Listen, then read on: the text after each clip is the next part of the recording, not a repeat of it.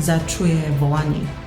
Volanie, že ho to niekam vedie odrazu z tej svojej cestičky, ktorú veľmi dobre pozná, ktorá je pre neho bezpečná, odrazu počuje, že ho to niekde volá, že musí dať výhybku úplne opačným smerom.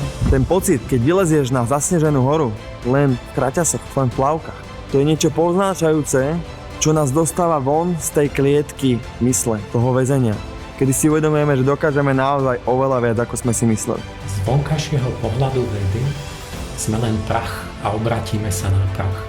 Zhluk hmotných častíc, ktorý sa rozpadne. Pri pohľade z duše ale vidíme ten istý svet zvnútra a všetko je preniknuté hlbokým významom. Vyberáme si svoje polohy, vyberáme si svoje postoje, vyberáme si svoju životnú hru. Čo ak nestačí byť len otrokom každodenných